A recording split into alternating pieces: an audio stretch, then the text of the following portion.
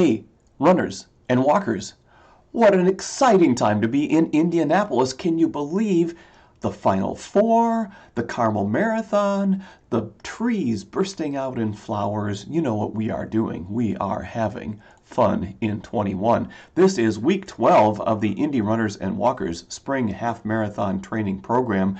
I am Jeff Dehler, your fun Meister, and we have 5 weeks to go before we get to the virtual Indy Mini. We are on the quick downhill, the sprint to the finish. We're doing some sprints this week on Tuesday, in fact, 6 miles with a mile warm-up, 6 by 800 meters, and then mile cool down. Those of you who are walkers are building strength doing hills.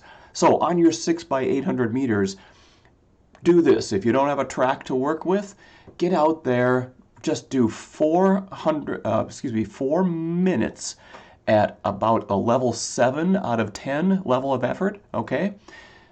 Do about 2 minutes of walking or jogging. Then do another 4 minutes at that level of 7 out of 10 and get that workout in. Then on Saturday, the BDJ 5K, that's the Bulldog Jog 5K. Get the race in, then add 7 in order to get yourself to 10 miles. And did I say Bulldog? I did say Bulldog. The Bulldog Jog 5K and Dog Walk, as sponsored by your very own Indy Runners and Indy Walkers running club. It is coming up here on April 10th, and then the following week is the Tippy Trail, 5 and 10 mile, and of course the Mini coming on May 8th. Now, the seminar this week is Tuesday, April 6th, 7 o'clock. We have a panel discussion this time as we talk about runners and walkers who are giving back. Couple of things that we'll feature: Back on My Feet and Girls on the Run. There might be more that we talk about as well. This was confusing for you. This was the Plaid Run or the Make Every Turn Run. These are Strava maps, and I think it was challenging to do the Take Every Turn or Plaid Run challenge because many of you were planning on kind of tapering to get into Carmel. We have this workout plan for the Indy Mini. It was challenging, I think, to fit this in this week. Therefore, we had no participants taking us up on this. So this week, let's do something different. Why don't you show us Carmel? That's the Show Us Carmel challenge.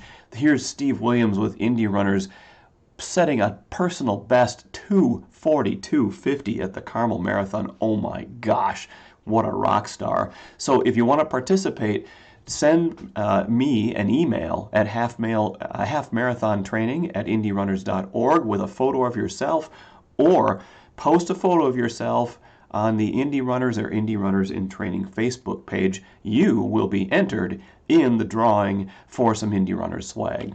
So let's finish off with the tip of the week. The tip on the week this week goes on location to my kitchen.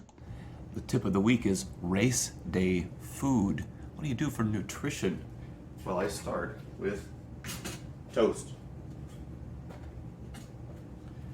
And usually when you're doing the race day thing, what you don't want to do is eat something that you haven't eaten before having a race.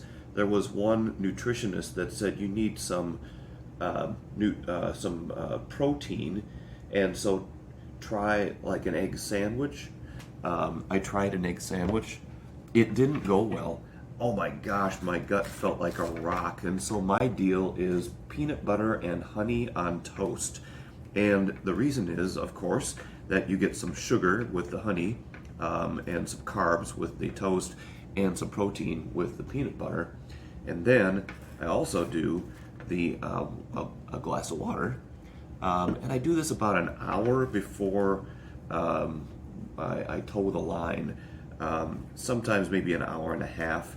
Sometimes if it's a race and it's a little bit of a drive, I might be eating that on the way to the race, or if it's an hour and a half, then I might also do a gel, maybe 15 minutes before the race starts.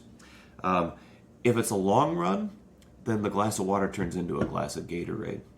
Tip of the week: trust the food that you've eaten before when you start your race.